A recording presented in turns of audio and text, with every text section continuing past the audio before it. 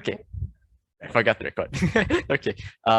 A collective of persons with psychosocial disabilities fighting for socio-economic equality and equity. We also have Arvind, the acting chairperson of Pemuda Sosialis, and Asya, a member of Disability Justice Bureau. So we hope to hear everyone's perspective on capitalism and mental health. It will be interesting to see what everyone, panelists here, have to say about it. There will also be a Q&A session at the end. So you're welcome to ask your questions in the chat. Also, please keep your mic muted if you're not the panelist, so do not interrupt the session. One thing we would like to note is that we will be using the term mental health peers instead of patients. So the reasoning for this is to empower people with lived experience with mental health conditions. And by referring to someone as a peer, they have a chance to help another person with psychosocial disability through their personal experience on how they get through things. Okay, so the first question, I would like to start with Hasbi, the representative. Can you give us a brief explanation of what mental health is?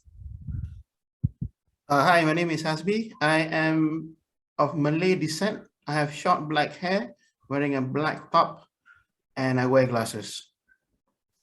So to the question, I'm just gonna use the WHO explanation. Mental health is a state of well-being in which an individual realizes their abilities, can cope with normal stresses of life, can work productively, and is able to make a contribution to this community. The WHO also states that health is a state of complete physical, mental, and social well-being, and not merely the absence of disease or infirmity. That means it's not enough for you not to have a mental illness, but you must have good mental health. So that's a very brief explanation of what mental health is. All right, thank you, Hasbi. That is that is really brief. All right. So next question we have for you is, what factors do you think contribute to the mental health crisis that we are facing right now? Well, first off, we have to quantify, is there a crisis? And I think, yes, there is. Suicide rates are on the rise. According to the police statistics, we experience an average of 3 a day since the beginning of this year. That's double the rate of last year. Befrienders and other psychosocial support hotlines have noted a vast increase in the number of calls. And there was a study by the Lancet Medical Journal recently released. So I just only managed to see it like a couple of days ago. They released a study on mental health, on the mental health impact of COVID-19. And the researchers estimated that in 2020, we saw an additional 52 million people suffer from major depressive disorder, with an additional 76 million cases of anxiety. And this is a large increase. So what's contributing to this? Simplistically, it's unequal access to means of life. So food, water, shelter, healthcare, and love. Simplistically, that the socio-economic determinants of health. We have unequal access to the socio-economic determinants of health. So you have multiple social, psychological, and biological factors that determine the level of mental health of a person at any given time.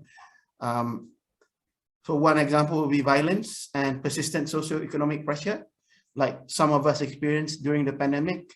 A lot of the suicides were driven, a lot of people were driven to suicide because of extreme financial distress. We lost 650 this year, over 1,000 last year. And then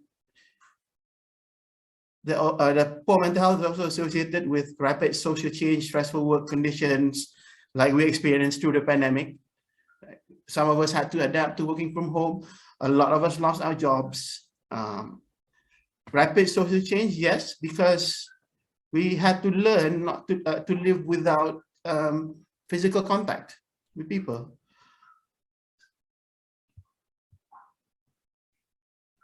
And Okay. just generally not being able to participate in society,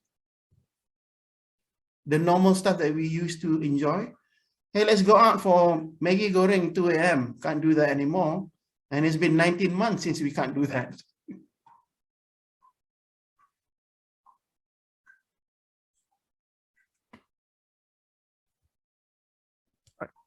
Okay. All right. Thank you, Husby. Yes. Yeah, there is, as you mentioned earlier, yes, we can clearly see that there is a crisis here going on with all the stats you provided. It does show that we are experiencing a mental health crisis. So I would like to ask Arvind whether if you have anything else to add. I think Hasbi did a real good summary. You guys can hear me, right? I'm using a new microphone situation here. Yep. Can hear me. Wonderful. Okay, so I think where I just an introduction. I am more than just the chairperson of Pemuda Sosialis. I'm also suffering from major depressive disorder, and I've been on medication for almost a year now, I think. I'm not a professional in mental health, and I don't, and I can't say that I have researched it to the extent of many people here. But where I'm coming from is a personal experience type of thing, basically. So we do see there is a crisis, and I believe that this crisis is part and parcel of a capitalist means of production. And as a socialist, I have to always tie it back to capitalism, right? So, and the way that I think about it is there are three main avenues that we can see this happening. The first is the part where capitalism is about the maximization of profit. So in that sense, there's a lot of compartmentalization of people in pursuance of that of the profits. We can see a lot of this from the labor sector. So earlier this year, I went through a really difficult part of my life where there was a lot of asking myself, why am I doing the things that I'm doing at the moment? Now, why am I working in this way? Who am I actually enriching, basically? So I think a lot of people have gone through that, especially people who are not as privileged as I am, who have to take on jobs that are available, not according to their interests, especially. And that is made necessary by capitalism choosing only sectors which can make the most profit for the people who have capital. So this very inherent structure of capitalism pushes a lot of workers specifically in a lot of pressure when it comes to profiteering off of their labor. That's one thing. That is, of course, mainly on workers. The other thing is, of course, the second avenue of this is whether capitalism actually allows mental health professionals and mental health, what do you call that, medication and help to be readily available. Basically, we can see that a lot of the time it's not. So if I can relate to my own experience, I did see therapists and I have taken medication, and it is, those things are very expensive. Actually, they cost hundreds of ringgit a month just to medicate yourself, just to see someone about your condition. And I don't think a lot of people can actually have access to that, and evidently they don't. Mainly because they are told to rely on what do you call, the facilities that are extremely underfunded, both by the government, by the government, and also in the private sector. It is extremely expensive. So we're talking about hundreds and hundreds of ringgit, and this is not covered by insurance. Basically, most of the time, if you have any mental health ailments, they're not covered by insurance, so you have to pay out of pocket. So thinking about the fact that most Malaysians make less than 3,000 ringgit plus a month, where does this fit into their budget? So the access to mental health care being so lax is actually a product of capitalism finding it not profitable to invest in that, or even if it does find it profitable to invest in that, the profit making is so high that people do not have access to receiving the healthcare that they need. And thirdly, we understand how capitalism enables and what do you call that, strengthens things like patriarchy, sexism, homomisia. I'm learning now. Things like xenomisia. So all of these things are components of a capitalist system trying to preserve itself. And with all of that put together, there's a lot of pressure placed on people that are not necessarily workers, because my analysis about workers were before, but people who are in the care sector, like women mostly, who take care of their families, when they have to deal with things like patriarchy, when migrant workers have to deal with things like xenomisia, like when LGBTQ individuals who have to deal with things like homomisia. So all of these things like come together in a maelstrom that kind of maximizes the pressure on people, such that it manifests itself as many iterations of what do you call that, mental health ailments, diseases, whatever you want to call it. I'm not really sure how to term them, but things like major depressive disorder, anxiety, those things are caused part and parcel by the evidence of capitalism itself. Of course, there are certain ailments like schizophrenia and stuff like those that may have a medical element to it, which I am not aware of and I'm not educated enough to say. But when through my analysis, I can see that there is a tangible link between capitalism and mental health, essentially. Okay, thank you, Arvid. Yeah, we can clearly see that based on your explanations that we can see how capitalism exaggerates this issue here and worsens this crisis. Okay, so thank you for answering this. I would like to ask Hasbi, right? What are the barriers that you've seen that other people has faced when they are trying to seek help for their mental health? Like, is the public healthcare system keeping up with the demand for mental health? Do you think do you think the minimum wage or even the average salary covers treatment costs? And is there a social reason why people don't seek mental health treatment? Is it because of stigma or more than that? Okay, there's a bit. Can everyone hear me? Yep. Okay, so this is gonna be a bit of a long-winded answer. Is the public healthcare system keeping up? No, it's not. It is not keeping up at all. We have a severe shortage of mental health professionals, from psychiatrists, psychologists to counselors. So let me expand a little bit. KKM has a distinction between clinical psychologists and counseling psychologists. Clinical psychologists work in a clinical setting in hospitals. We only have 14 in the country. Then you have counseling psychologists who work more in the community, so pusat mentari, and then you have counselors. And so these three roles, only the psychiatrists can prescribe medication and diagnose. The others provide treatment to therapy, different modalities of therapy. So Malaysia needs 3,100 psychiatrists to help to get to the ratio that is recommended by the WHO. The ratio is 1 per 10,000. We are now at 1 per 100,000 for psychiatrists. For clinical psychologists, the ideal ratio is 1 per 5,000. But we are now at 1 per 980,000. And there was a move to train 10,000 counselors under Pakatan Harapan in 2019. Dr. Wan Aziza announced it, but I don't know whether that has been followed through. And again, counselors don't play a role in a clinical setting. They are mostly community-based. So you're looking at clinical psychologists, right, which are a severe shortage, and psychiatrists a severe shortage.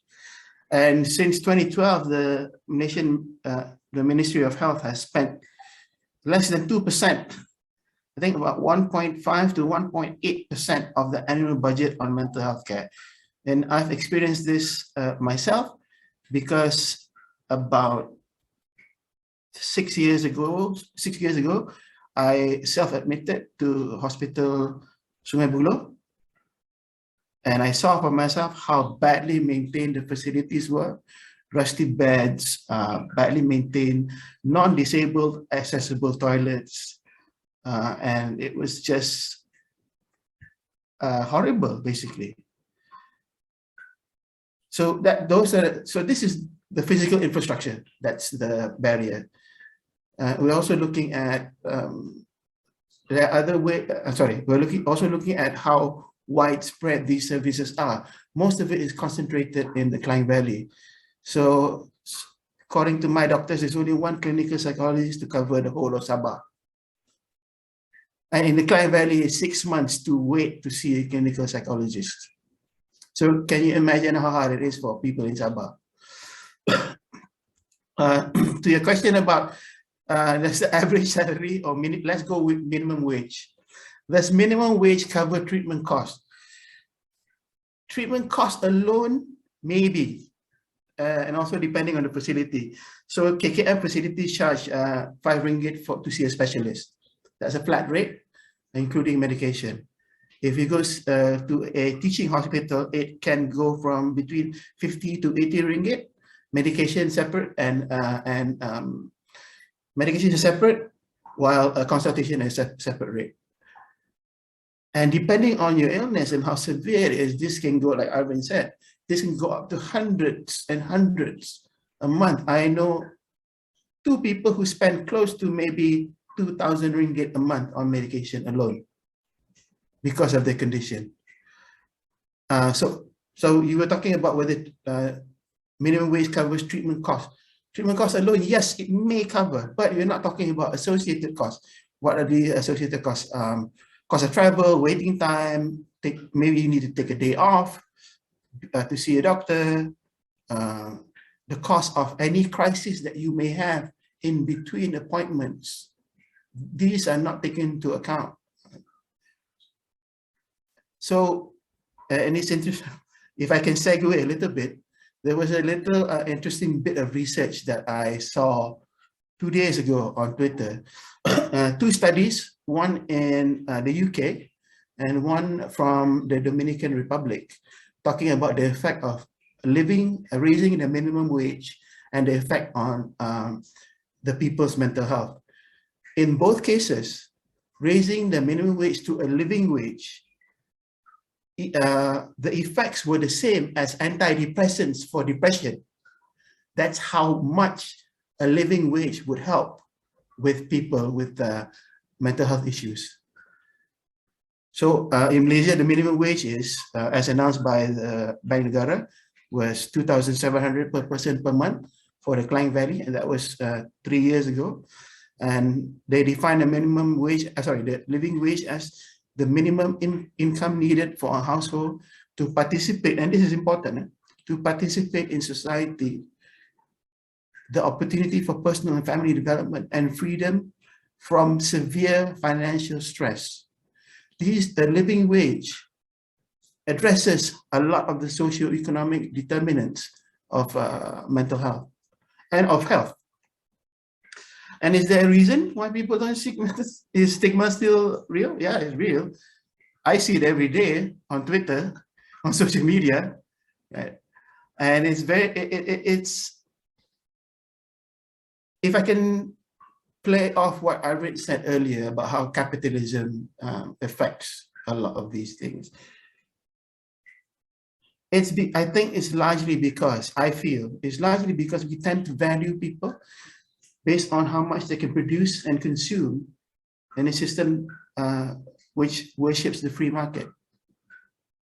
So once you put a social value to a person based on how well they participate as labor or as consumer, once they cannot participate, like if you have a disability, you're no longer considered equal and you deserve less. So yes, stigma still does exist. And we see evidence of it daily in our daily lives. A lot of it is ingrained. Misconceptions about mental illness still exist, and ableism is very, very real. Okay, thank you, Hasbi. Yes, that is informative. So we know that a lot more could be done to improve our public healthcare system, and that it is possible to cover treatment costs on minimum wage, but not the associated costs. So as you mentioned the studies earlier, right? That if we raise the minimum wage to a living wage, it will provide the same effects as antidepressants, and that shows how effective it is to have a living wage. And of course, as you said earlier, stigma is real, and it's worsened by how much social value that's placed on us based on whether if we can participate as a consumer. Okay, so that's very interesting. Arvin, yeah, I would like to know whether if you have anything else to add on this in this area, the public healthcare system, a minimum wage or average salary, and then stigma for seeking mental health treatment. Speaking after Hasbi is very difficult because they cover so many things. It's hard to like find where to speak. But I think yes, I think the main thing is public healthcare keeping up with the mental health demand? No, it's not. And Hasbi put it perfectly. We have 14 clinical psychologists for a population of 30 million, 32 million. It doesn't make sense to me. So it's not keeping up, and it won't keep up basically because of two things. One is the public healthcare system in general is underfunded, and that is because the government does not care to fund it. It's not a government that it's not a system, sorry, that really thinks about the needs of the masses. Rather, it thinks about maximizing profit.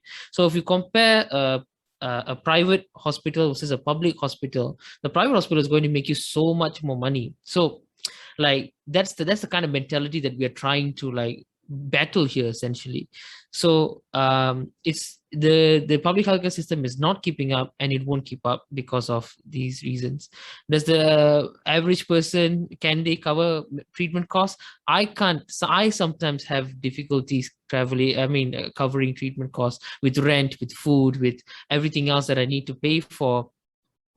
It's expensive. It's very expensive. And because the thing is, like, I've worked with people who live in PPRs, for example, who have no steady income, who have like small shops in front of their houses to sell stuff, and they can't do it during MCO, and they have mental health stresses far beyond the mental health stresses that I have gone through. And can they cover treatment costs? Definitely 100% not. Especially if you take into consideration the associated costs that Hasbi says, has mentioned. And the thing is, associated costs, right, are part and parcel of treatment costs, I think, because like if you have to like compare between, like, I have to take a day off to go see a doctor who may like keep me for a while, and that forces me to stay out of a job that I have to do every day to get payment to feed myself. That is the kind of environment that we are trying to like break here, basically, because like, between food and drugs, people tend to go with food. If you can't talk to a hungry person about oh, you should go see a doctor and get some medication without feeding themselves, essentially.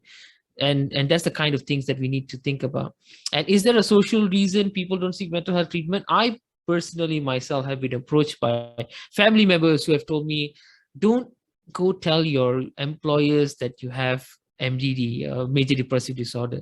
Don't do that, because then they will stigmatize you, and then they will they put you in a box, and essentially it kind of like suppresses your growth of a career.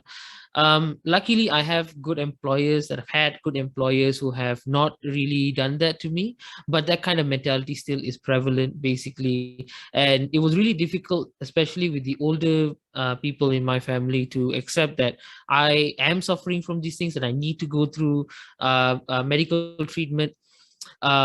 So the stigma is real and it is there. And yeah, and that is it's a huge barrier. It was a barrier for me even to seek to seek treatment, and to seek counseling. And me, I'm a heavily privileged person. I have got a scholarships to go to the UK to study stuff like that. Even a privileged person like me has to battle through those barriers, means then the barrier for everyone else, I believe, must be even harder to break through. Okay, thank you, Arvin. Wow, that is also you should add on quite a lot too. So what we learned is that the public healthcare system is underfunded because the government focuses on making profits over serving the needs of the people. And also, as from my experience, you confirm that it's already expensive for someone privileged like you to cover treatment costs. What more for even those living in like PPRs, the B40 groups, it's virtually impossible for them, especially when they have to prioritize putting food on the table or paying for food over medication. And we also see that how, even telling others that you have a mental health condition, it can jeopardize your employment opportunities. And that would just further worsens the situation that we all put in. All right. Thank you so much. Okay. So the next question, right? Okay, we have here is, what can we do right now to improve the mental health situation in the short term and the long term? And what do you think, needs to change perhaps systematically, to ensure that our mental health peers get the support that they need? So I'll be calling Asya to answer this question first. Right. Hi. Can you guys hear me? Yep. Okay. Well, my inputs are mainly from someone that's still learning, and also some of my inputs are I'm still currently studying psychology in university, and also I've had experiences interning with a mental health NGO. So those are some of the inputs. My inputs are influenced by how I learned them.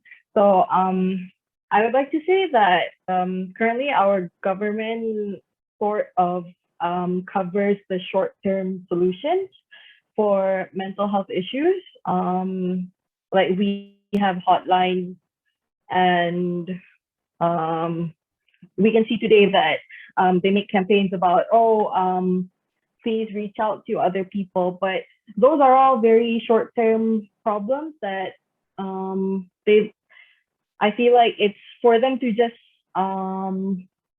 feel like they contribute something, but it's not effective on the long run. Because if we want to help people improve their mental health long term, the issues is affected systematically, but we are trying to heal ourselves in individualistic how do I say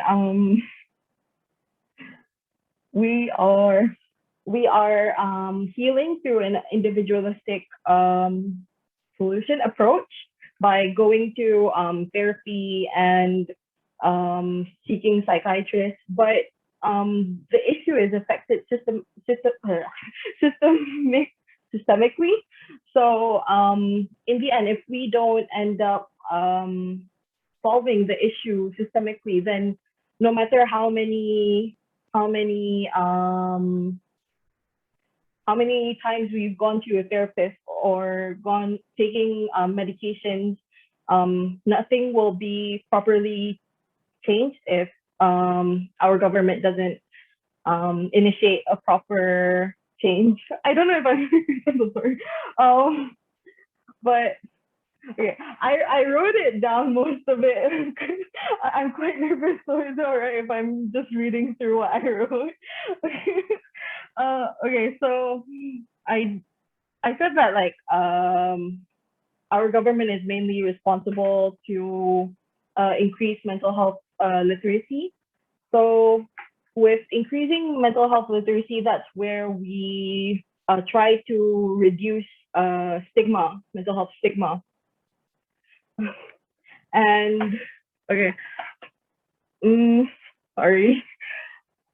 Okay, so I was gonna say that long-term solutions to improve mental health issues still has a long way to go because society today are trying to address issues at an individualistic level when many of these issues are caused systemically. So healing needs a holistic approach, and we can go to therapy. Like I'm just repeating myself, but we can go to therapy and psychiatrists as long as we want, which is already a privilege. Not all can afford, but if the stressors prevail, which are systemically, then the recovery time would take way longer. And with the increase of mental health literacy, then there needs an initiation for mental health first aid. And then, okay, and then, yeah, we have to, because a lot of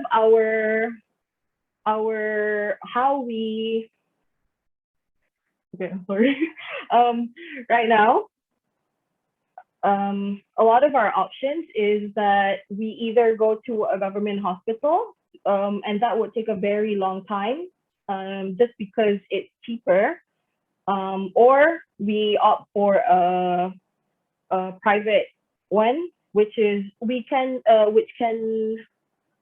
aid us for like that can instantly aid us, but then it'll take a lot of money, which not everyone is privileged to do that. And again, to repeat, like a lot of our psychiatrists are overwhelmed because I think just recently today, there was an article that says that one psychiatrist in Malaysia has to handle at least like the best treatment that they can because they are overwhelmed with a lot of patients already. So they might not give us most of their time. And so some will opt out to NGOs, mental health NGOs, and most of them are understaffed. They're always overwhelmed, and they're not being paid the amount that they deserve for the amount of workload that they have to take. So a lot of our solutions right now aren't really focusing on long-term solutions. Okay. Okay. How about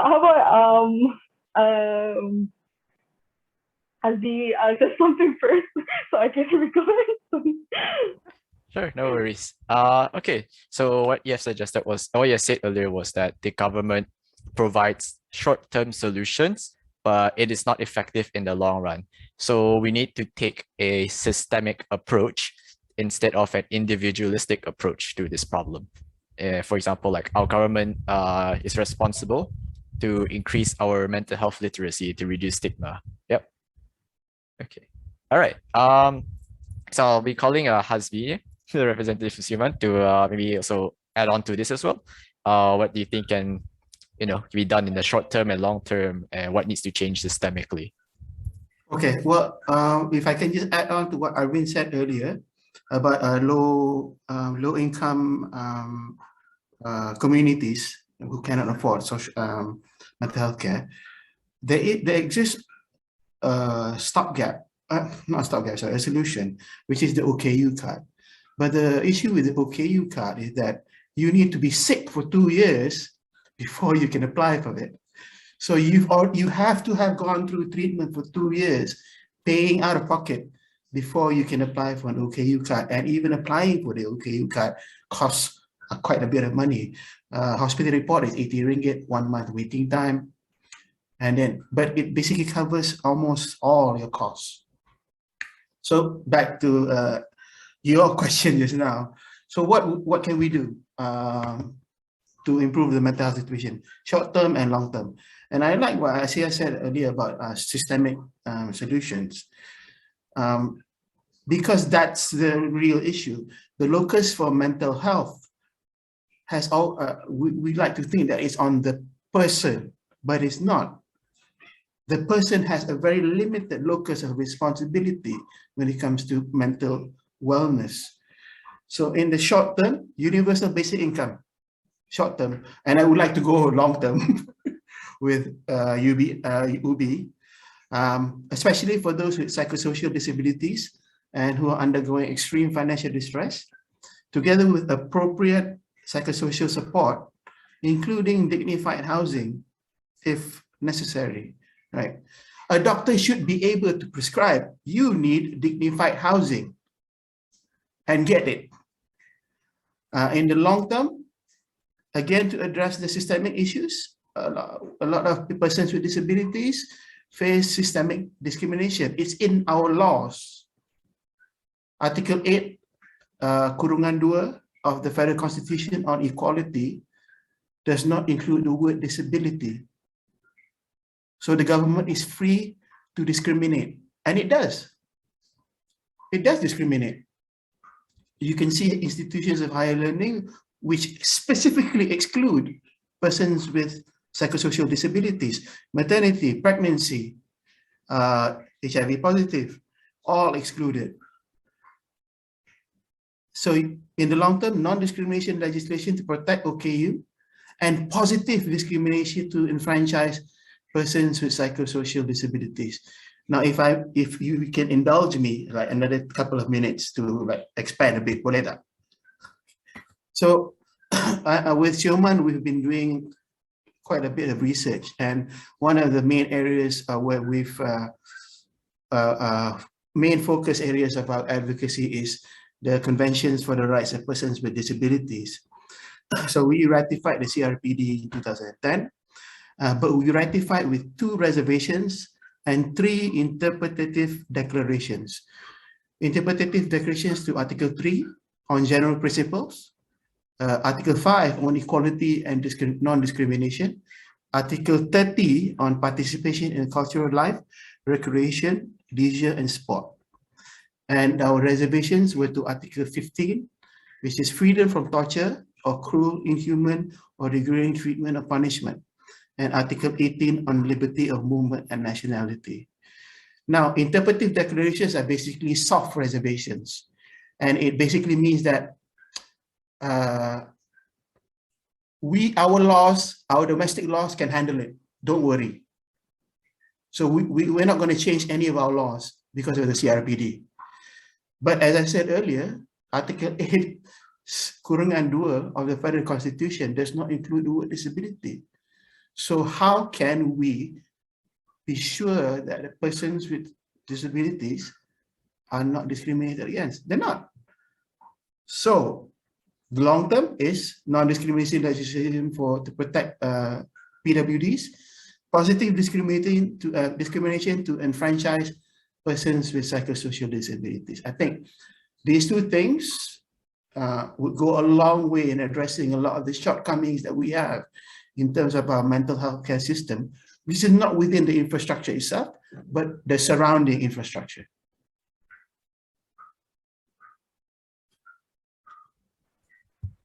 I would also just like to add that our country hasn't established like a national standard practice for workforce among mental health, so that when you establish this, the process helps peers adhere with our country circumstances, so that like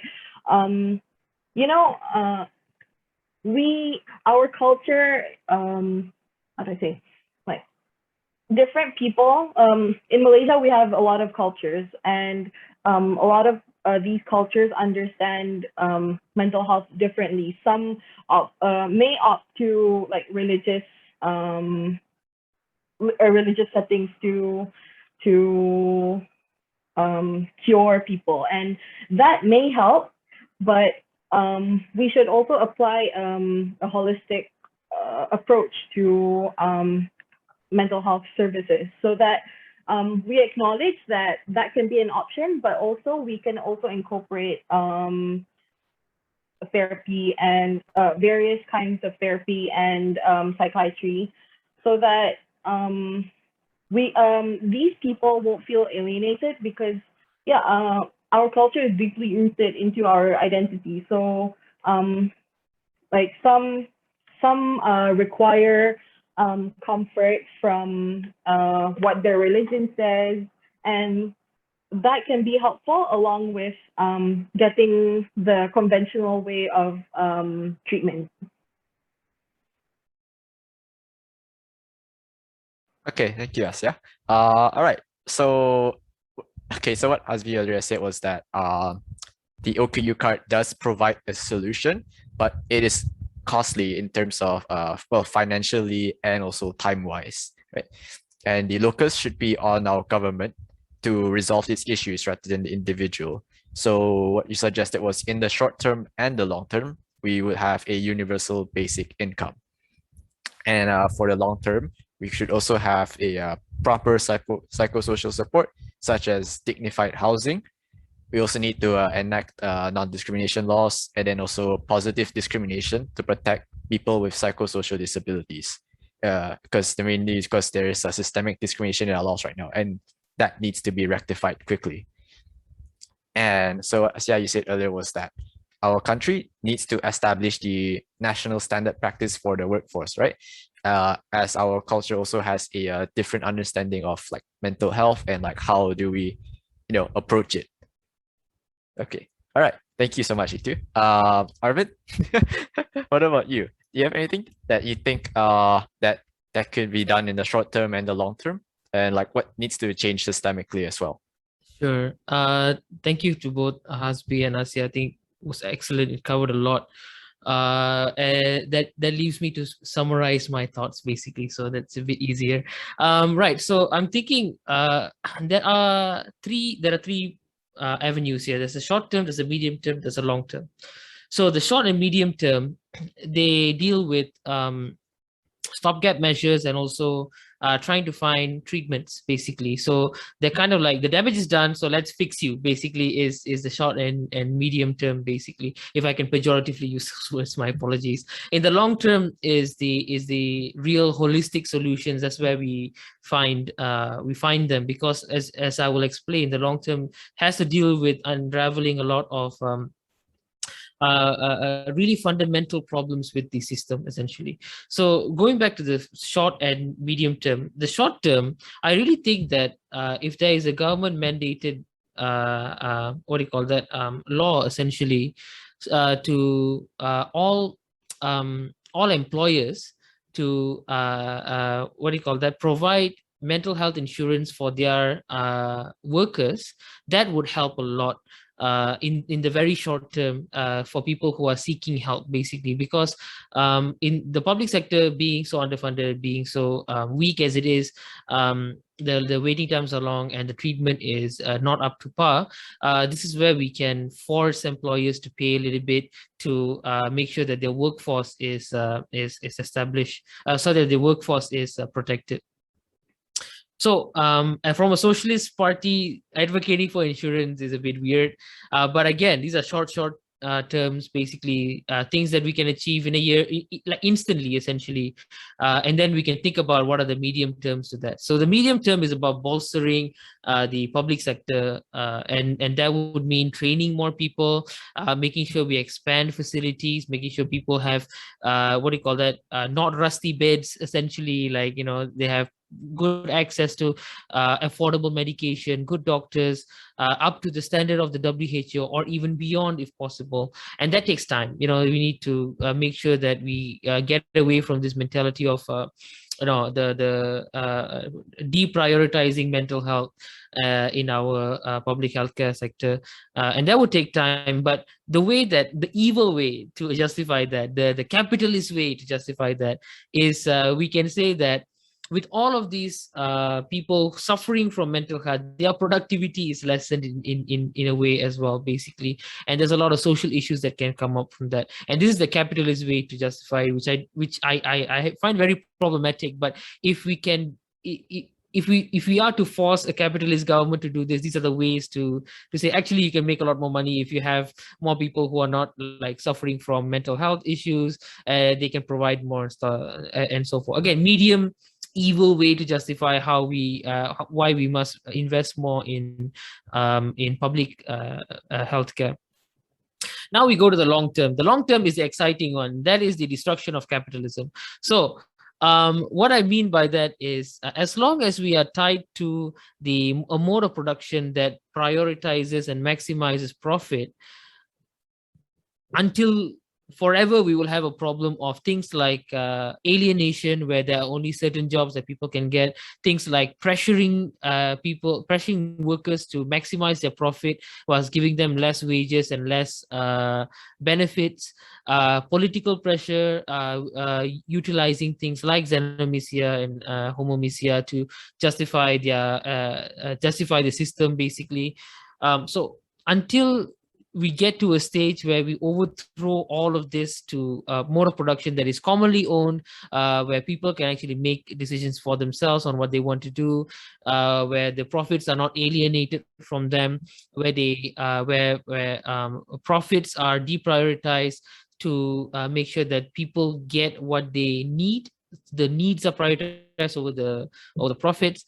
Until then, we will have to have these stopgap measures to fix people who are broken, instead of making sure they're not broken in the first place, essentially.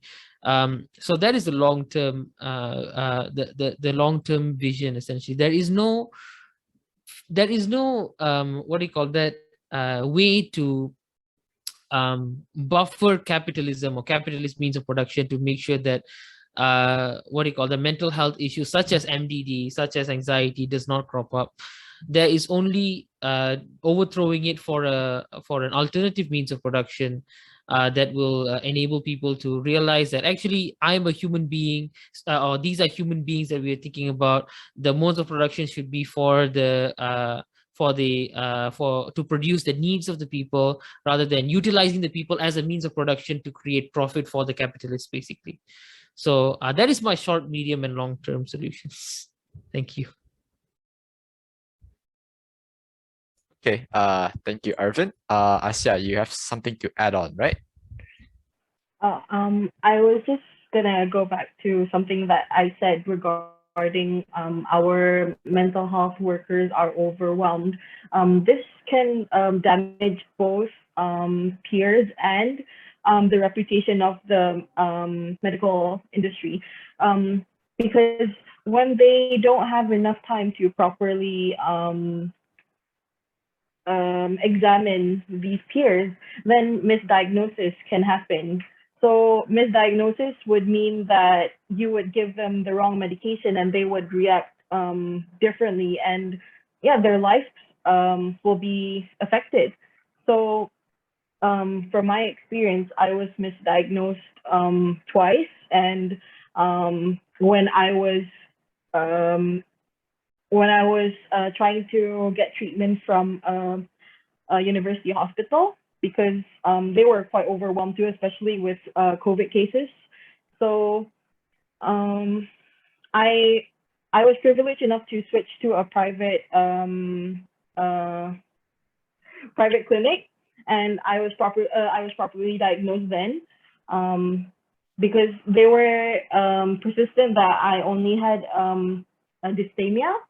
But when I went to the private institution, then they took their time to understand, and then suddenly it's not just dysthymia that I was diagnosed with. Suddenly I have ADHD, which I've been pushing to the doctors in the university hospital, which they don't seem to want to acknowledge.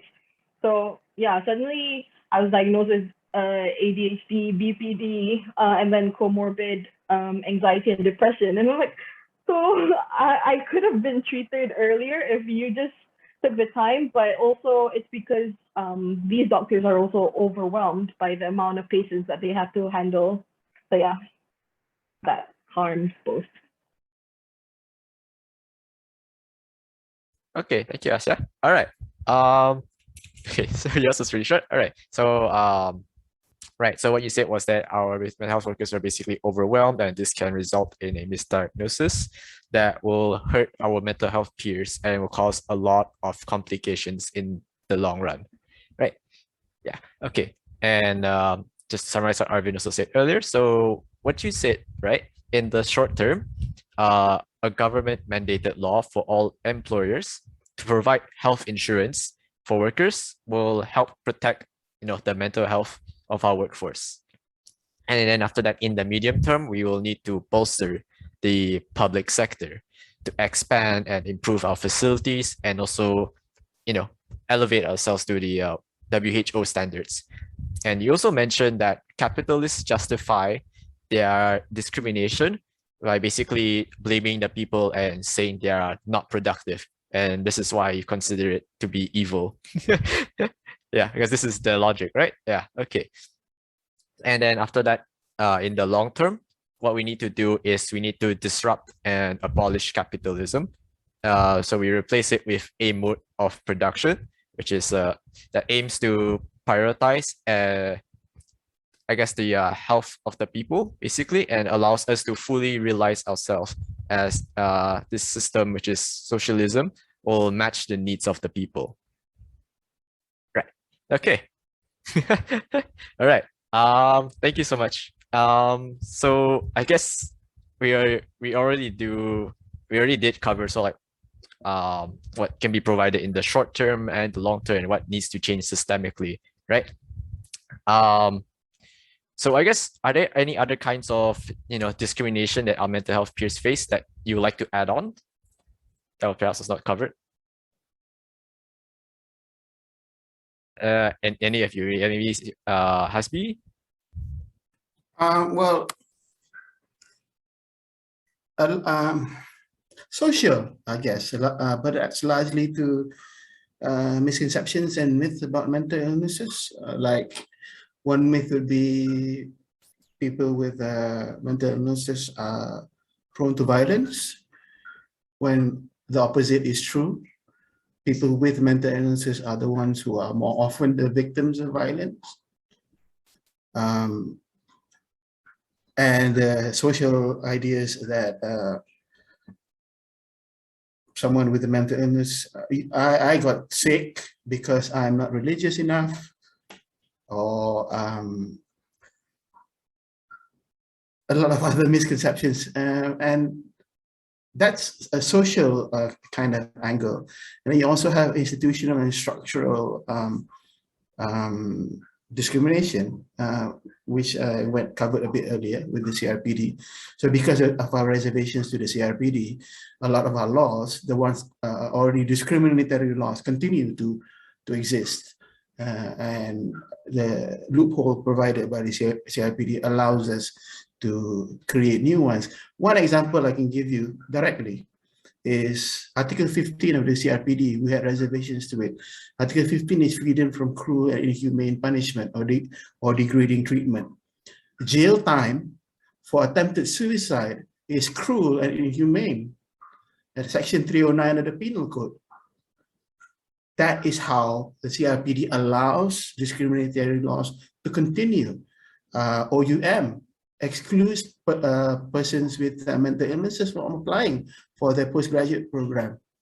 MARA disallows people with mental illnesses from applying for their scholarships, for their business loans. This is all enabled because of our reservations to the CRPD. And I think in the long term, we need to do something about the CRPD as well. Okay. Thank you, Hasbi. All right, so you said that social discrimination, such as misconceptions, result in the belief that people with mental illnesses are more violent, when in reality, the opposite is true. They are often victims of violence. And in terms of structural discrimination, the reservation to CRPD, like in the Article 15, results in, I guess, discriminating laws to be created. And you also gave some examples of how these reservations result in discrimination in the various institutions. Right. Okay. Asya, is there anything you'd like to add to this? Yeah, I would like to add that there is definitely a lot of abuse in psychiatric wards, psychiatric institutions. And the thing is, a lot of these health workers are, again, overworked, underpaid. But the thing is, when I attended this, when I attended this meeting in 2019, they said that 40 million ringgit was given to mental health sectors, but we don't see any improvements even until now. So what do they even use that 40 million ringgit for when patients are abused, mental health peers are abused, and then they are prone to violence because the nurses or any mental health workers, they tend to just want to diffuse the situation as fast as they can. So that's usually by strapping the peers, by sedating the peers, or they just want to use electric shock therapy, which is usually electric shock therapy should be the very last resort, because electric shock therapy is the option when every other therapy or medication just doesn't work. So when they want like a shortcut to resolve the issue in front of them, they're endangering the mental health peers by doing so. Yeah, violence. Oh, yeah, that is that is scary. So you mentioned that there was a lot of abuse in psychiatric institutions and how mental health workers are underpaid and overworked. And you also questioned the purpose of allocating about 40 million on the mental health sector, but there is just no improvements until now. So that is definitely questionable. And that you also mentioned about how mental health workers basically use unethical shortcuts to diffuse a situation instead of prioritizing the health and safety of mental health peers. Okay. All right. Okay, so all right, the next question would have been about our current laws, like how does it affect our mental health peers? But I think you two already have answered that very well, especially Hasbi. And of course, Can I add a bit more? Yeah, of course, you can actually. You want to hit. Sorry. I already wrote this down. I might as well say it. Yeah, sure, go on hit. Because I've covered a lot of other examples of how there's societal, institutional, and structural discrimination. And how does this affect us? It affects my ability, and people like me, people who have lived experience, my ability to fully participate in society. Largely is because of our reservations to the CRPD. It allows for discrimination to persist in education and employment and other areas of social participation. But there is one that I want to really point out. The requirement to be a senator includes of sound mind. Of sound mind is a legal definition, it's not a medical term. But because that still exists, you will never see an OKU senator who is a mental health peer. You will only see OKU physical, basically. You will never get a senator. As long as that doesn't change, people like me will not be able to participate in the political system that discriminates against me. And I think that's very, very sad. And not a lot of people talk about it. Okay, I'm done. For this question, I'm done. Okay. All right. Yeah. So it does affect how people like you can fully participate in society, right? Like you said, the to be a senator, you need to have a quote unquote sound mind. So this means that basically you'll never be able to participate in the political system, which is just discriminatory and should not be there in the first place. Okay. Yeah. Right. So moving on. Let's see what else is there. Okay. So what sort of resources, right, or support do you see that's provided right now for our mental health peers? It is related to the short-term one. And do you think it is sufficient? So maybe I'll start with Asia first. You're muted. Yeah. The resources that a lot of mental health peers would go to would usually be to mental health NGOs, because they themselves cover the stuff that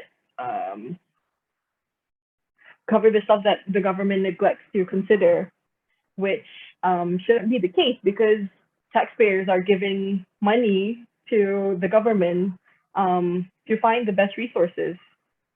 And then there is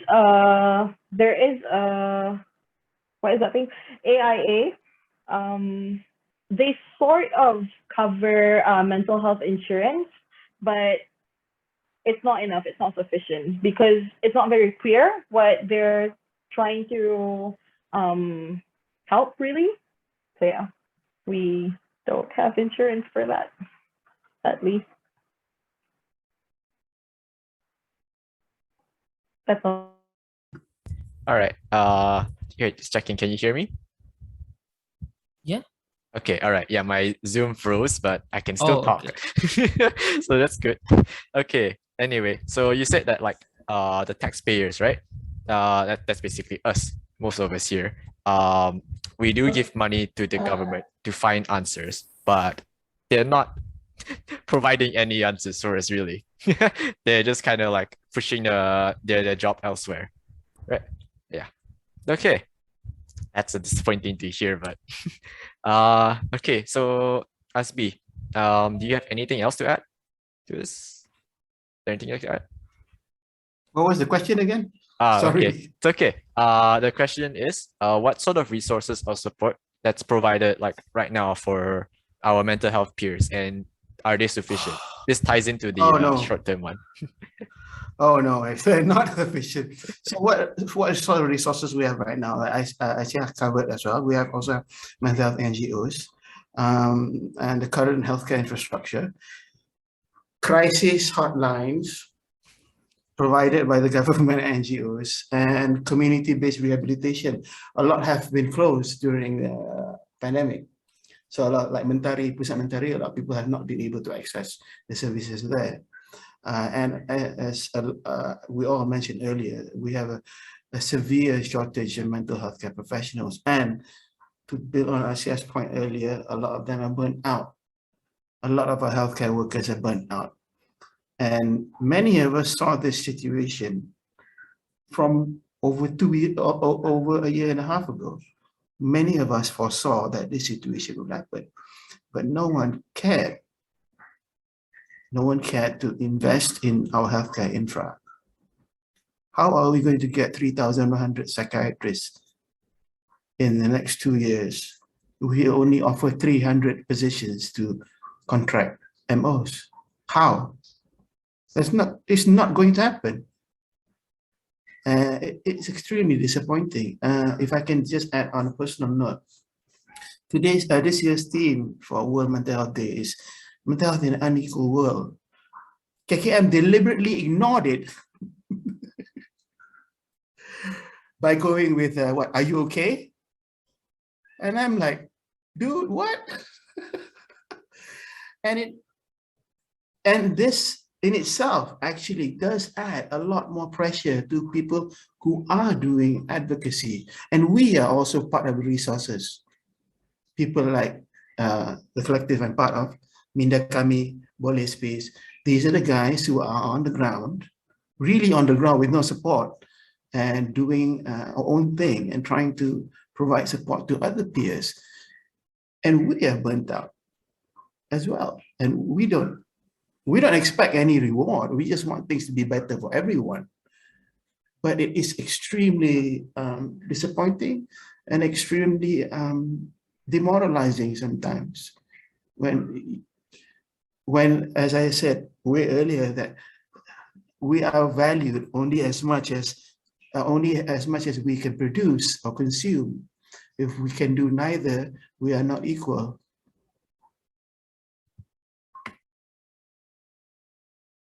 Okay, yeah. Thank you, Hasbi. Okay, so yeah, you did mention that like a lot of our healthcare professionals are burnt out, and as our advocacy groups as well, including you, because you just don't have like the necessary resources, right? And you also said you saw this coming about like 2 years ago, but no one even really bothered to improve our healthcare infrastructure, right?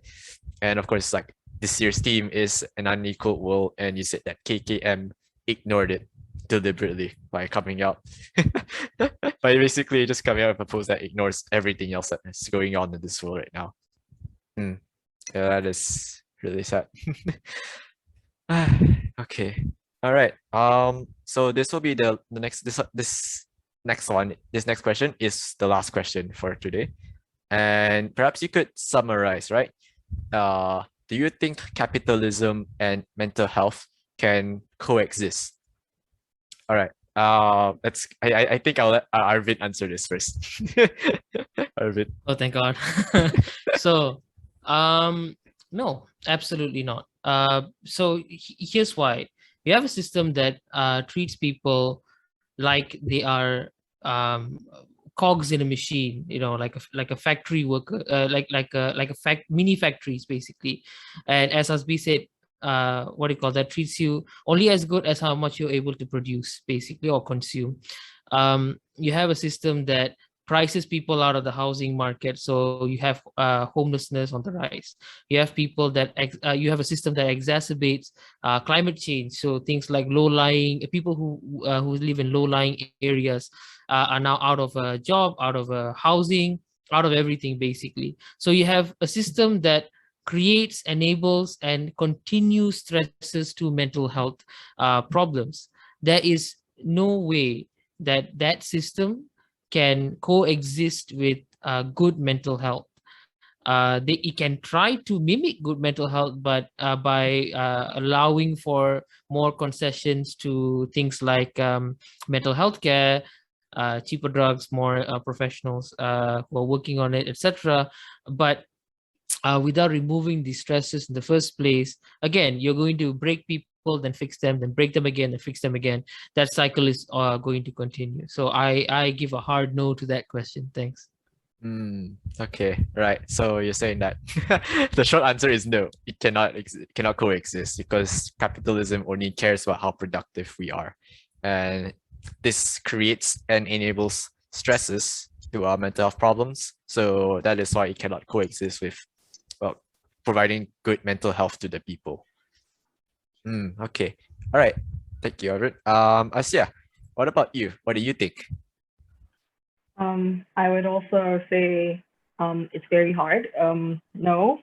My answer is quite short. I'm just going to say that it's quite difficult to put your mental health first when the current economic system prevents us from putting our mental health first.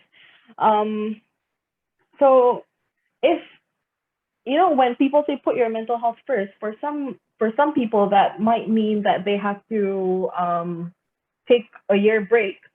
And that's sort of impossible with a lot of people's situation. They can't live without, if they just completely take a break just like that. And our healthcare system doesn't support us by giving us free healthcare that way. I don't know if that makes sense. Yeah, no. That's it can't coexist.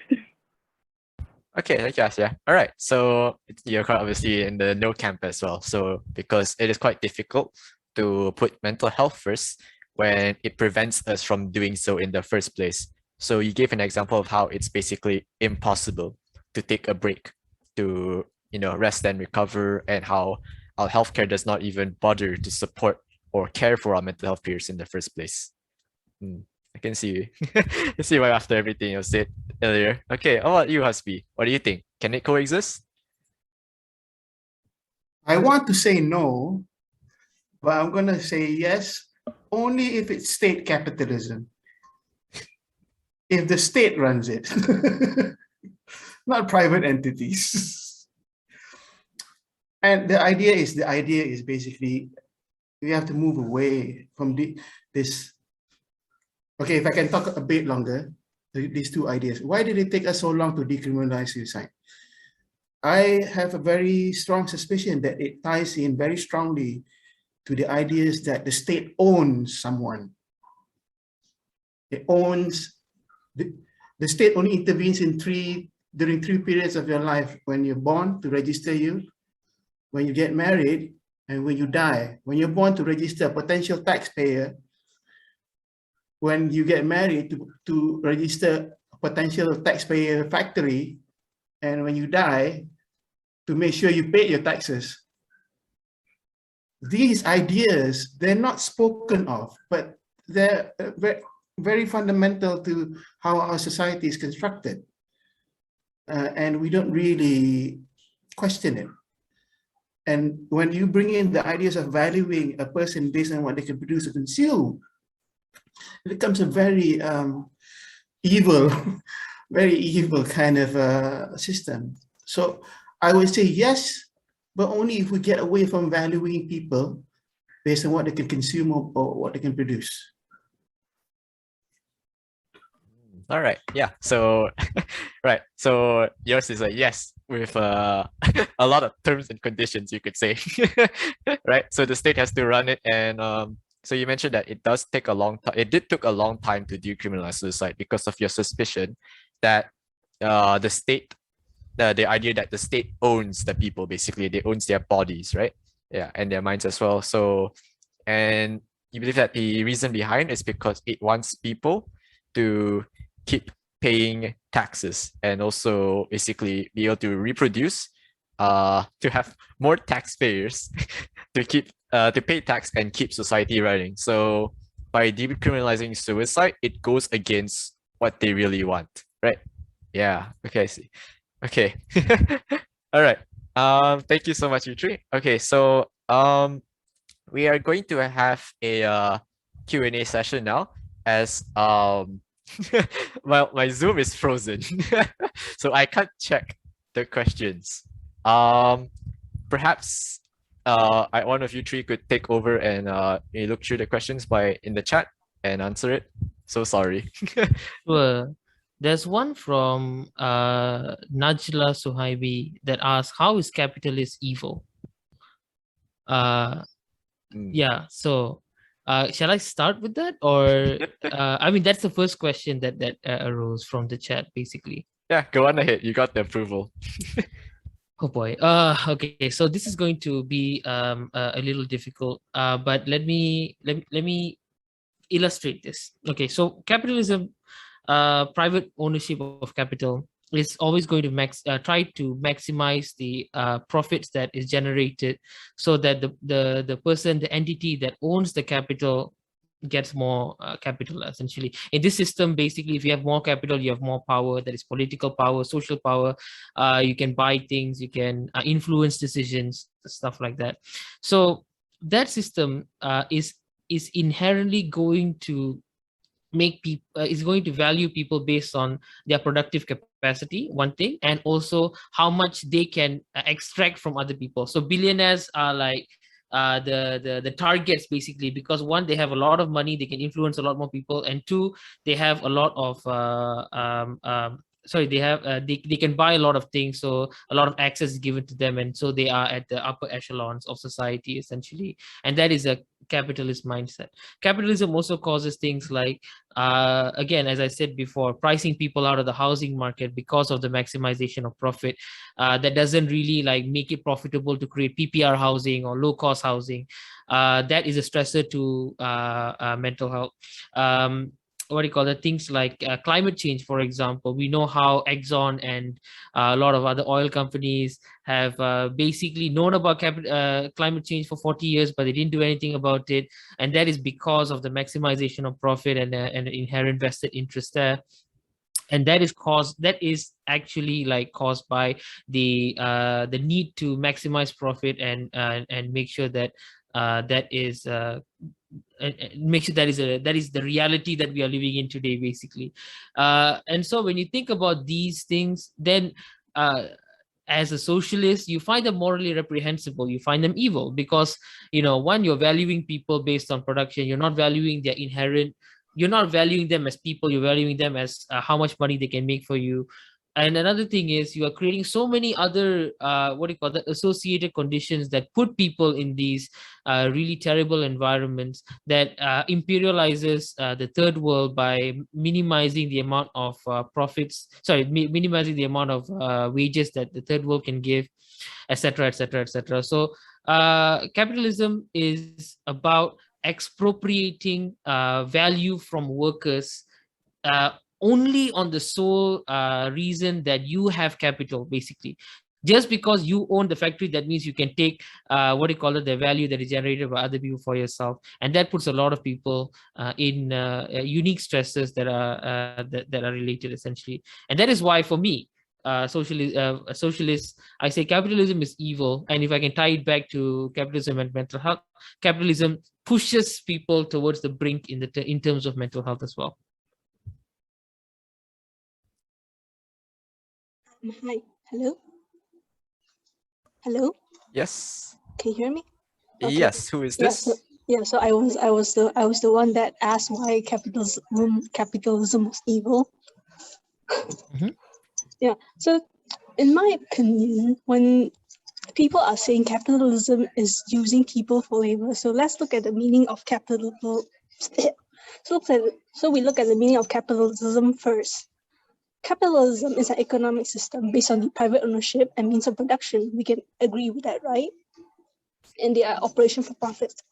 But it doesn't, and it also says that it is a voluntary exchange of wage and labor. So I do not see how it connects to mental health, because then again, capitalism isn't fully responsible for people's mental health.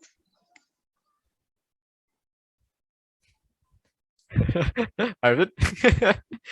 Okay, I mean, I understand that is the definition of capitalism, of course. But in practice, when you think about it, how voluntary is voluntary? So, for example, right, if the system does not think a sector that I want to work in is profitable, then there is no way for me to what do you call that, voluntarily give my labor to in exchange for wages, essentially. And in fact, this whole wage labor what do you call that, a relationship only exists because people have had the means of production already. So how valid is that? So when you think about it, only when you have money in the beginning can you then what do you call that, can you then become the person who gives labor to others, who what do you call, creates labor, work for others to expend their labor to get wages. And then what you do is you expropriate most of the value from their work to what do you call that, enrich yourself. So that's not voluntary, you know. Like if the alternative is I starve and die, then there is no voluntary what do you call the relationship in the system. That is force, because I'm forced to what do you call that, expend my labor to get wages, otherwise I die. That the definition might say it is voluntary, and that is because capitalists want you to think that it is voluntary. In reality, it is not voluntary. It has never been voluntary. The peasant. So what I'm hearing is that you're basically kind of saying that we are forced to work in order to get money, in order to support ourselves. Is that right? Yeah, I mean, you can summarize it in that way. Yeah. Okay, if it's that way, then what are the other modes that we can earn money from besides from working? Very good. So expending labor, I'm sorry for taking up some time, right? So let me just finish this up. So expending labor to create value, that is one thing, right? That is like what do you call that, how you generate value from raw materials and how you generate value from your work. And by value I mean end product. So like turning the cow into milk, for example, is a form of generating value from raw materials. So that is one thing. But when the machinery or the land or the cow is owned by another person, and then you have to expend labor to generate a value that you do not fully appreciate, that you take like 10-20% off, and then 80% is given to that person just for owning the cow. That is the contradiction there, basically. How have they earned that much money just by owning something, essentially? So you see, yes, value is generated from labor, but wages and what do you call that? Especially wages in a capitalist system that is only a percentage or a very small percentage of the profits that you have generated. That is the invalid part. In reality, in a system that is fair, the value that you generate will be owned by you to make decisions for. Let's say it is you work in a collectively owned factory that you make cars for, and then yes, you generate value from turning the raw materials into cars, and then you generate profits, and those profits are collectively owned by all of you, and then you make the decisions how much each person gets paid, how much value that we're going to put into infrastructure, how much we're going to invest in certain things. What that decision making is makes that relationship more valid than if there is a private entity owning the means of production that they only own because they had money in the first place, and then you having to sell your labor to what do you call that, generate wages for, basically. I see. So I'm still having some issues with that, because I don't think the system is wrong. Personally, I do not think the system is wrong. What's wrong is the people who are in the system. You get me? Yeah, I mean, I get it. Because it's basically like, I give you a platform. It depends on how you are going to use that platform. If you use that platform not in a good way, then of course you will result in what you call those mental issue problems. But then we have people who used to be in a bad situation, but they benefit from capitalism. So if we fully abolish that, then we might not likely to have entrepreneurship. We also don't have enough businesses to support people. Sorry to interrupt, but I think this is gonna take a lot longer to explain and deconstruct, right? Sorry about that. Can we please move on to the next question? I apologize. Like, I would love to reply to you. Just DM me on Twitter, for example, if you were to search for me, and then I'll give you a proper definition. But let's move on to a mental health part. Yeah. So what is the next question that we have here? Oh boy, let me help you here. Let me see. I need your help. No worries. So that was from how is capitalism evil? The next question is, can Hasbi recommend some good books that have impacted you, and share your experience on understanding about mental health and psychosocial disabilities by reading? Oh, Hasbi, this is for you. Oh. Take it away. I would recommend the only book that there are actually two books I recommend. One is The Art of Thinking Clearly. And I read that when I was in the psych ward in May. It gives a lot of examples of cognitive dissonance that affects you on a daily basis without you even knowing. And helped me become a bit more stable. And the other book that I would recommend is, let me search what's it called. It's a book by Viktor Frankl. Viktor Frankl.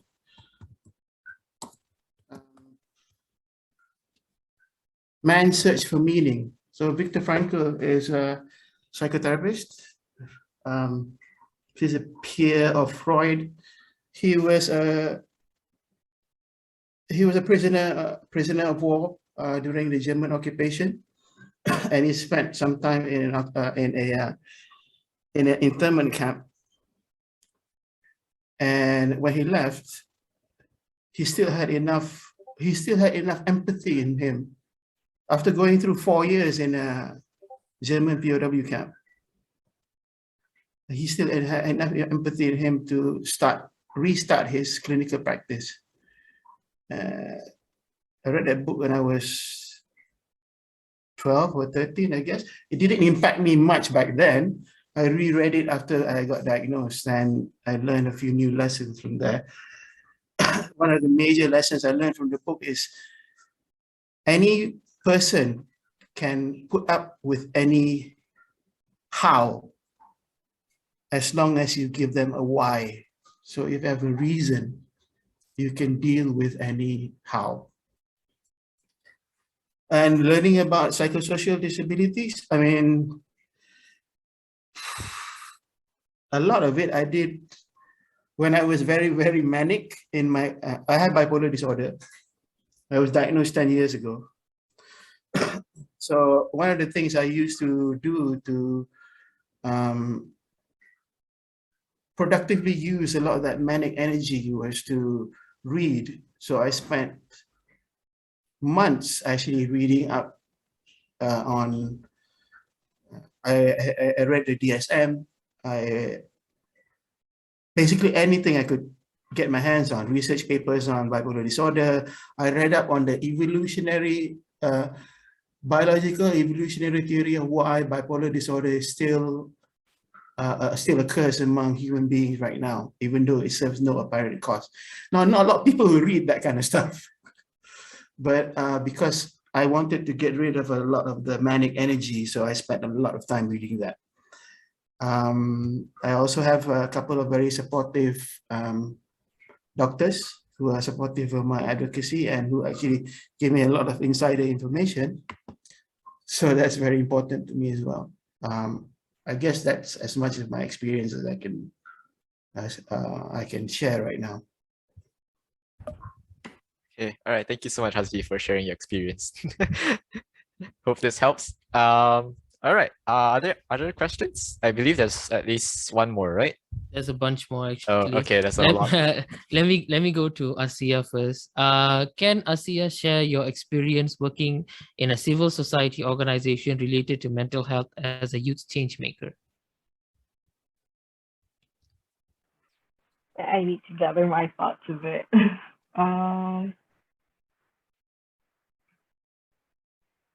Wait, let me find the question. Okay, yes. Okay.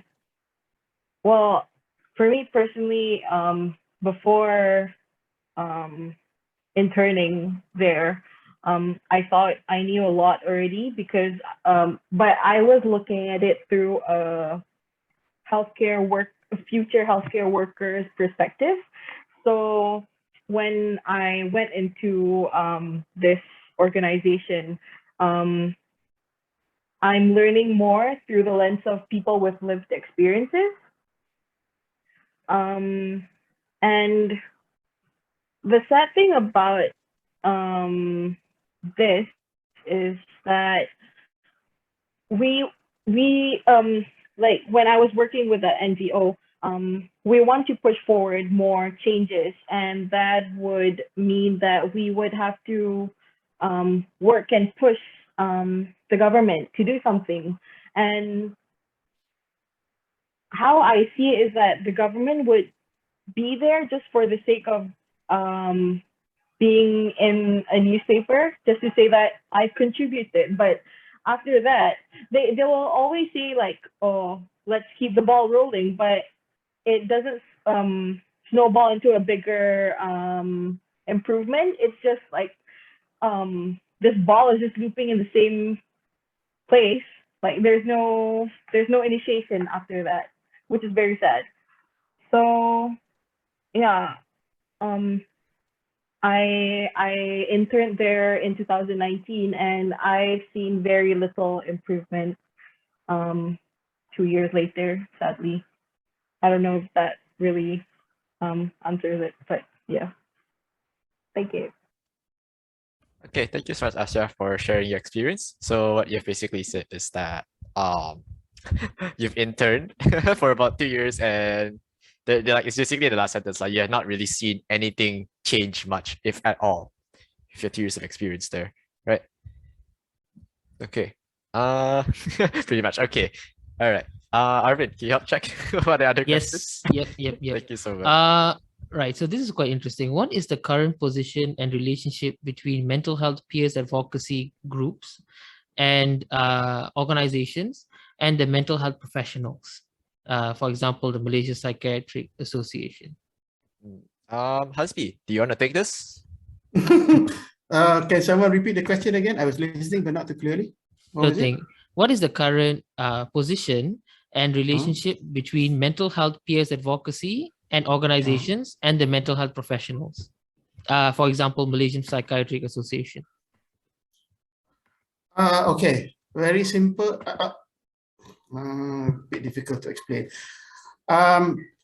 Some of them don't like Siuman, to be very blunt, because we are political. We are willing to take a political stand, make political demands, and take political action. At the same time, I can also understand why some people wouldn't like that, maybe because of vested interest, but that's fine.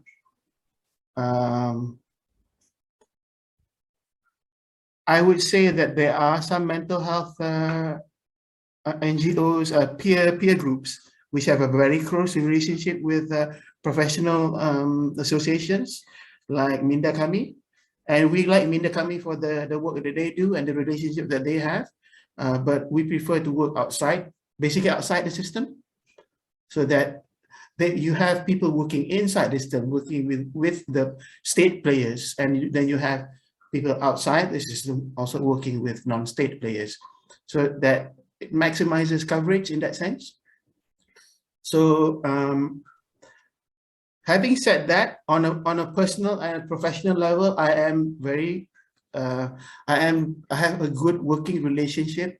Some of the members of the collective have good working relationships with their doctors who are also advocates, who are working within the system.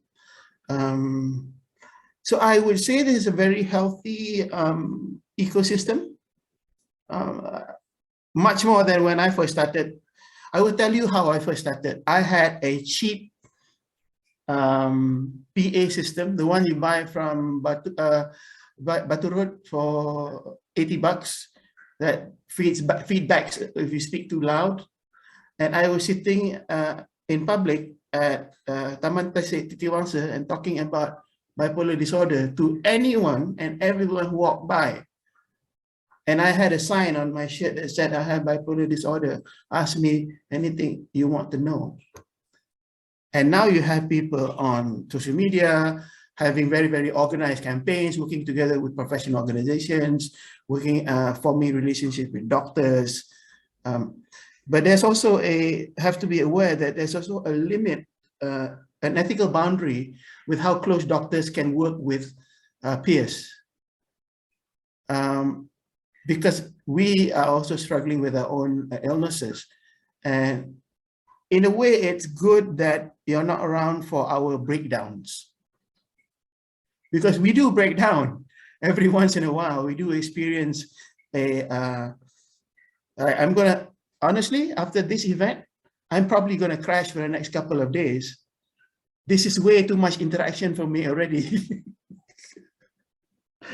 But I'm very sorry. I hope I answered the question. Okay, yeah, I'm pretty sure you did. Thank you so much for sharing. So you do like some people don't really like it when you take a political stance and advocate for yourself, basically. And but you still continue to do the work you do, and you work with people who work within the system and also who work outside the system, and that you also have close relations, right, with these people and also the professionals to basically give you all the info that you need on like how to or on like what are the issues and what needs to be improved. Yeah. All right. Okay, maybe we can take just one more question. Yeah. Just one more question. Yeah. Okay, that means I'll take a nice. Oh wait, yes, Arvin, Asia, go ahead. Yeah. Is it okay if I would choose the last one regarding go ahead. refugees in Malaysia? Go ahead, sure. Yeah. Well, the question is, in Malaysia, there is also a substantial number of refugees and migrants. Refugees go through immense mental pressures as they flee their home countries due to war and ethnic cleansing. similar migrant workers whom are burdened with debt in their home countries, as in case of Pakistan workers whom hanged himself. So the views from the panel, if it's all right that I can start. Well, many, from what I've learned, many, the obvious answer is many go through PTSD, and then acculturation when they move into the new country. They would first, sometimes they would apply for asylum seeking, like as an asylum seeker, if they don't have their proper visa. And if they're denied, then they would have to be deported again, which causes more mental health crisis for them. And for refugees and migrants, for them to adapt, well, for refugees, they no longer have an active connection with their home country because they try to run away from that situation. And they face a lot of discrimination because, one, they live in a very unsafe, like sometimes they have to live in refugee camps, and wait, I have a lot of thoughts. Wait, let me filter them out. A lot of these refugee children, for example, or migrant workers that are usually like the firstborn of their family, that they have to leave their home country at a young age. They have problems. They have a personal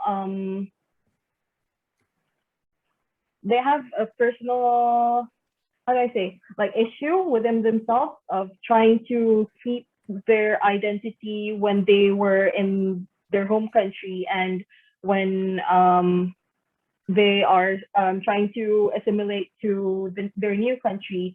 And most of the time, a lot of people are very unkind to them when they come, and there's barely any security for them when they come here.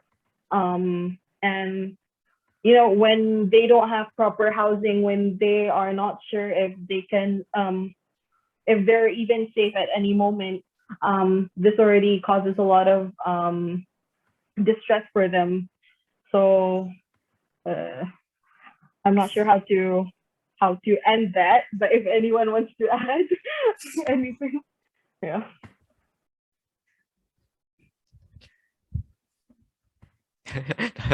So I'll add to that. So this is what pisses me off, right?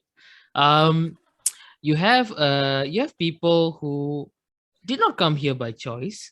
They were chased out of their homes at the threat of death, basically, to come here, and they don't want to come here. They don't want to, like, what do you call that? Like, this is not their first choice, basically. They would have rather stayed at home. And then you have a system that discriminates against them in such a horrible manner, especially with regards to recognizing them as refugees with the rights of refugees. That is a basic thing that is hardly ever done, if never done, in Malaysia. And then you, on top of that, you have political plays where you what do you call that, use them as a cannon fodder for your party's vote buying, basically. You have government facilities that create posters that says, we are hunting down these illegal immigrants for you. So how much pressure can a person handle? Like, imagine getting chased out of my house while still staying in this land is such a pressure already. So they have come to another country, and then they are vilified here. They're not given rights here. They cannot work here. They are at the at the mercy of other people around them. Hugely traumatic. PTSD, MDD, anxiety, or what have you, basically. So this kind of like hugely traumatic incident happens to them, and we treat them like they're subhuman. that is what really angers me, essentially, like when it comes to migrant issues. Just think about like earlier this year, where what do you call that, in Myanmar, where the military junta had taken over, the Malaysian government deported I think about 1,000, if I'm not mistaken, if more, if not more, people back to Myanmar in that situation where the military junta had taken over. Like, you know, so I'm just illustrating the pressures here, and I think we can all what do you call that, summarize that. Yes, it's very traumatic, and yes, it will cause them a lot of pressure against them, and that is something that we need to look into, essentially, and that probably did not that we have not touched upon. Things like refugee rights and issues do actually lead to the preservation of mental health, and we need to look into them. Of course, this all ties back down to, if your basic rights, if your basic what do you call that, needs are not met, that will push you towards a lot of mental health issues like major depressive disorder and anxiety. And that we are doing this so vehemently within Malaysia is something that I cannot accept. Thank you. Okay, thank you. Thank you so much, Asia and Ivan, for this. All right, I think that's it. That's it for today. Like to thank everyone for coming. We also I would also like to thank Hasbi, Asia, and Arvid for being our panelists for today. And of course, make sure to to follow Pemuda and Siuman on Twitter. Yeah, and that's it. Take care, everyone, and have a Sorry. good night. Yeah. Can I just thank our BIM interpreters as well? Thank you so much for interpreting for today. Yeah, sorry, I could see. Okay, all right, thank you. Thank you so much to our two VIM interpreters, Miss Ko and Adrian. Okay, all right, take care, everyone, and have a good night. All right, see you guys. See you, bye bye.